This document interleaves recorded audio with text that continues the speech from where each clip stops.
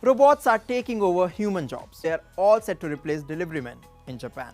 Here is a report.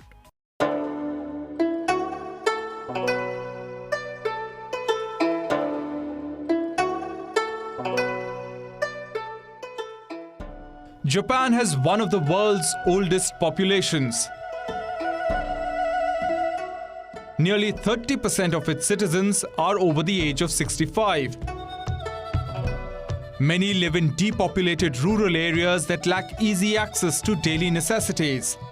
Labor shortages in the cities and new rules limiting overtime for truck drivers also make it difficult for businesses to keep up with e-commerce and delivery demands.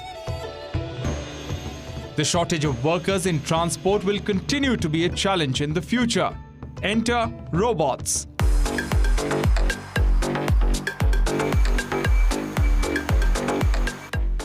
These bots are now all set to deliver food and other commodities to residents in Japan. Look at this. This four-wheeled robot moves around conveniently.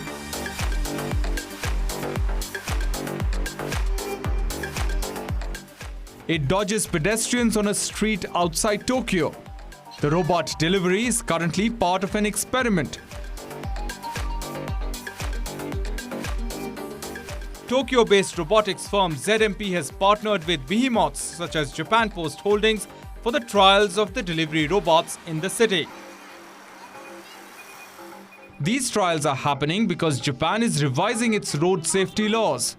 From April, revised traffic laws will allow unmanned deliveries in Japan, which means self-driving delivery robots will be seen navigating streets across Japan. Similar robots are already in use in countries such as the United Kingdom and China. But in Japan, there are concerns regarding collisions and theft. Interestingly, there are regulations in place.